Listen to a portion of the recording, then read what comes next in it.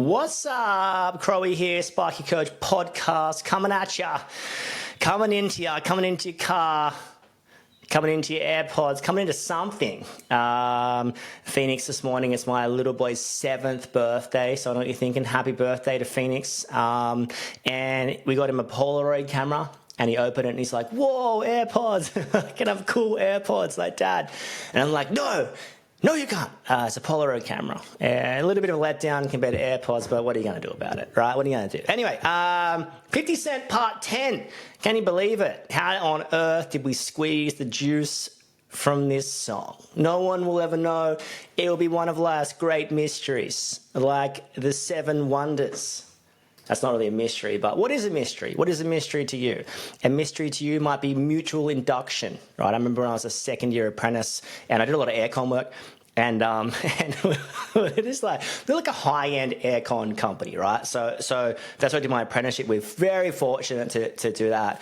And so a lot of, like, I guess when VRV systems started coming out, that individual bulkhead, like reverse angle bar grills, all that kind of stuff, like, was super cool. 3 pipes, and it was all sort of new to me. I think it was even sort of new at that point in general. And walking around these extremely high-end sites, and there was this Sparky on there, and I did barely any electrical work during my apprenticeship. So I graduated as an electrician. Can you even say, did you graduate from TAFE? I don't know. Anyone from TAFE's like, yeah, 100%, yes. Anyone that has been to uni is like, get stuffed. TAFE should do a big top hat, like, throw your robe in the air kind of stuff. That'd be sick. Anyway, so I was walking through, and the tradie I was with Ian at the time. He said to the Sparky, we were walking through the hallway, big long hallway, like glass either side, no gyprock on yet, so pretty raw, and the Sparky was like splitting up to 2 or 3 cables at a time. And Ian, the tradie I was learning from, he had no time for fools, like zero time. Like, I used to put it in perspective. You used to get clipped on the back of the head as an apprentice. You get conduit shoved up all orifices. It was like psycho, sort of like semi-abusive, but that was kind of normal back then, probably parenting normal at that point. Anyone that age will be like, yes, I know exactly what you're talking about. If you cut from the new cloth, you probably cut from a pretty weak cloth. No, I don't know. I don't want to say that, but you might be. I don't know. Any old dude in there, like 40 plus, is like, oh yeah, man, back in the day, literally. So yeah, I remember this one building site, and I don't know if I can even say this, pretty bad, but there was this is back when asbestos is such a, I probably shouldn't, it's just funny to the old people, right? Like, the older people were like, I used to play cricket with this stuff, and the younger people are like, get it away from me. I was always like, get that stuff away from me, get me a mask. Anyone hardcore old school, and I'm so glad we're in a season of like people just going, no, that's not okay. I'm not going to work with that. I'm not going to work where that's unsafe. And you want to encourage an environment where your staff members can speak up if they feel unsafe. Hey, I would like a harness at this point. Hey, I'm not feeling comfortable here. Really create that work environment, create a safe working environment. We're about to launch a safety accelerator course where, like, everything's presented for you, JSA, swims, pre-starts, all that kind of stuff, built into your job management system. What a time to be alive. Anyway, I was talking about mutual induction. And anyway, so Ian's talking to the Sparky, and the Sparky's like, mutual. It's like, they're probably, looking back, it was probably the most stoned human alive. And he's like, oh yeah, man, mutual induction. And Ian's like, that's a wank. Like, coming from the city, like, I don't know, coming from the city, you're sort of acclimatized to, you sort of like, you're not doing that much with that big stuff. A lot of the rural people we coach just do some big stuff and some real cool stuff. But I'm like, coming from the city, you don't do that much cool big stuff. Anyway, Ian thought mutual induction was a mystery that wasn't real. The stone Sparky thought otherwise, and there was a big kerfuffle going on, and it was pretty funny to watch from the outside. I left more confused about anything. I actually feel like I was a little bit dumber from listening to them talk, both of them. I'm like, what are you guys even talking about? I would have been like 19, just going, like, I have no idea what you're talking about. Let me get out my 3210, which I can't Google on because it has nothing but predictive text. And Snake 1. Snake 1, what a blessing. Anyway, 50 Cent Part 10. We're talking about this. I'm going to wrap this up for you. Wrap it up. Ready to go. My flow, my show bought me the dough. They bought me all my fancy things. 50 Cent. Buying fancy things, as 50 Cent does. And I want to encourage you, don't buy the fancy things until you can afford them. Don't buy the fancy things until you can afford them. I remember being part of my old workplace. It's funny to talk about. If you know, you know. If you don't know, you can ask me. And then there was this session we're in, and this guy's like, "Oh man, I bought some car. I'm not a car I'm not against car people, but if you've got to buy a certain type of car to impress someone, I think you better check yourself before you wreck yourself. If you've got to buy a certain like fast car that's slimline and sexy, oh yeah, cool, look, business is doing. If you've got to, I just feel like if you can't afford it, don't do it. If you can afford it and you want to do it, do it.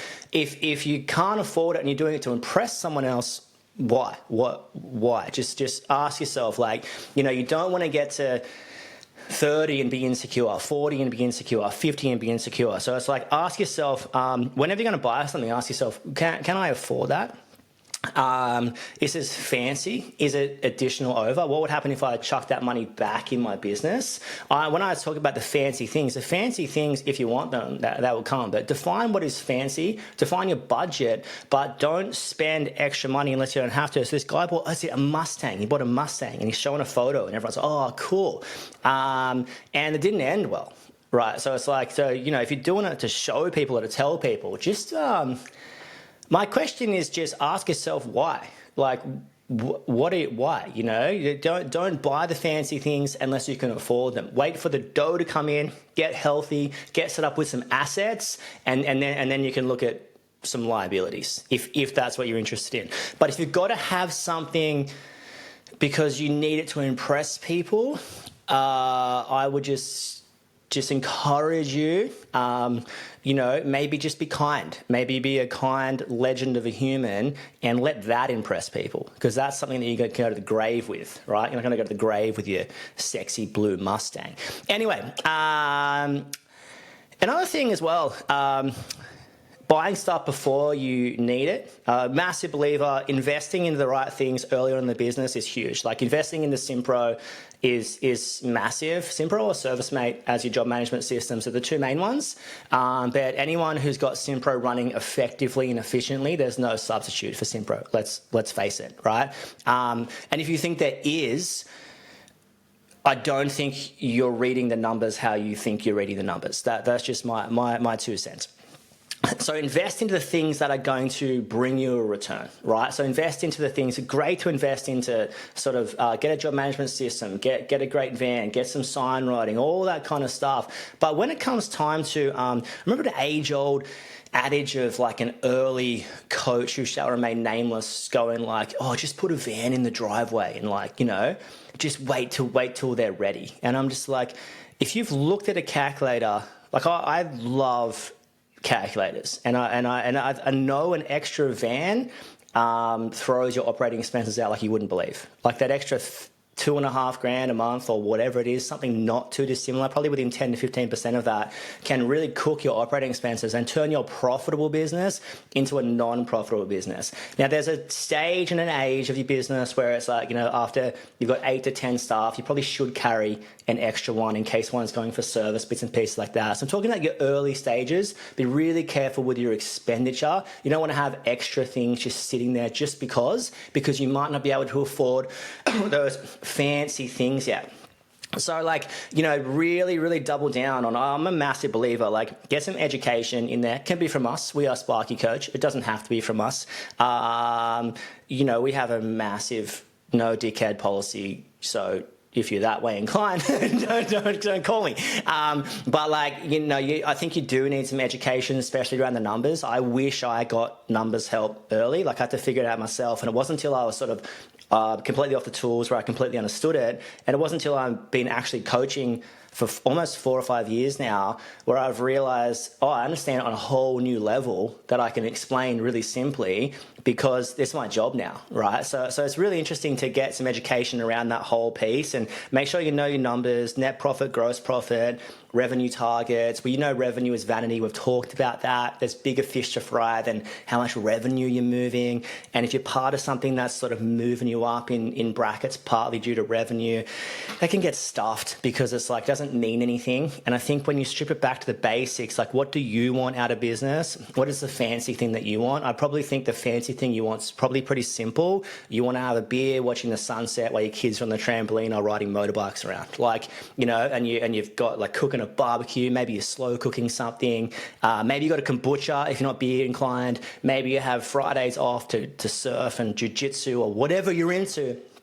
But like, probably your ideal future is quite simple. Your fancy's relatively simple. It's probably like, own a house, be financially secure. Maybe you got investment property. Maybe you drive a 60 series cruiser. Maybe you do have a Mustang. I'm not sure what you want, but I'm sure what you want is quite simple in the scheme of everything. And it usually involves, first and foremost, a profitable business. And that profitable business you can use for money and time. And that's essentially the simplicity of the whole thing. So let's not complicate anything, but let's just bring it back and just be like, okay, sweet, can I afford that? And is it an investment into my business? There's a stage of business at the early stages, the first through, or I'd say 1 to 3 years, but 5 to 6 if you draw it out without that education piece. You're probably like putting a bit of extra sweat into the business, bit of stress, bit of sweat, bit of time, bit of finances, all that kind of stuff. That's very normal. It's called sweat equity. So I'd encourage you, get your business sorted, get the dough, use the dough to do cool stuff. And what is cool to you? What is cool to you? And it's interesting, one of the first things we do when we sit down with people is establish a vision. And we know everyone's vision's relatively similar, like more time with the family, more time doing the things that I love, and more money. And that's cool. There's nothing wrong with that. There's probably everything right about that, really. But, as we all know, house prices are different depending on where you live, right? So set your goals and get it done. What do you want? All right, this is interesting, and you should love it way more than you hate it. This is the next one, and you should love it way more than you hate it. You should love it way more than you hate it. This is 50 Cent saying you should love it way more than you hate it. He's probably talking about the rat game, probably talking about G Unit at this point, but I want to talk to you about your business. You should love it way more than you hate it. If you actually hate and resent your business, I'm going to say first and foremost, guilty. I've been there. I've been like, oh man, another phone call. I can't. It can get like pretty crazy at times. But I think the key is here, you should love it way more than you hate it. If you're just consistently resenting what you started, what you chose, you might want to just peg yourself back and ask yourself some questions. What's going on? Because if it was hyper profitable, would you still feel the same? Now let's go with me on someone that is making money. I sat with someone the other day and they were making huge money, like a couple of $1 million. This is a big turnover, so about 10 to 15 mil turnover. And he's like, I don't want it. Like, I'm not happy. And it's like, okay, sweet. So you're not happy with the 2 mil, and anyone that's not making that much money, you're like, what the hell? Like, who's not happy with that? And I tell you who's not happy with that. Someone who's working like 4 full-time jobs, someone who goes to work at 6, and someone who gets home at 8, and someone who's on the computer at night time, someone who doesn't see their kids, someone that forget about, going to soccer training. They can't even kick a ball in the afternoon with a kid. Like that. Technically, that money won't bring you what you think it will bring you. If that money comes at the cost of all your time, I'm almost going to challenge you and be like, I don't think that's actually what you want. I don't think you would take 2 million for the sake of zero daylight and for the sake of like emails and stress and consistently bang, bang, bang, bang, 24 hours a day, 7 days a week.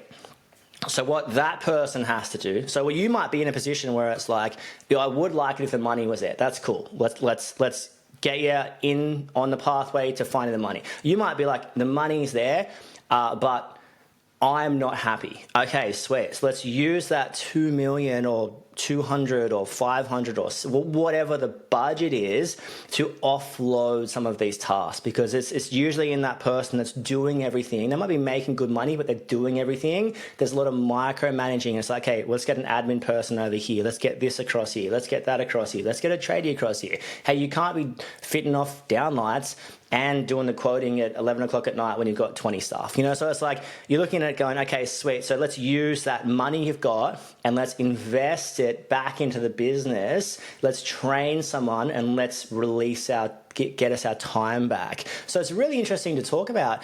And it's like, what is your sort of succession plan? But I think you've got to love it way more than you hate it in 50s sort of terminology here. It's like, it can't be all bad. If it's all doom and gloom, why? Like, what are we doing it for? And I dare say, I walked into my friend's living room the other day. We were there for a dinner, and there was this book called Unemployable. And I was like, that's me. I'm genuinely unemployable. Like I actually believe that I just have, I want to work for myself. Like I want to create something, and you're probably the same. You probably want to create something. Like, so it's like, if you're consistently hating the business, consistently presenting it, then maybe you've got to go like, okay, sweet, maybe you've got to seriously consider going somewhere else.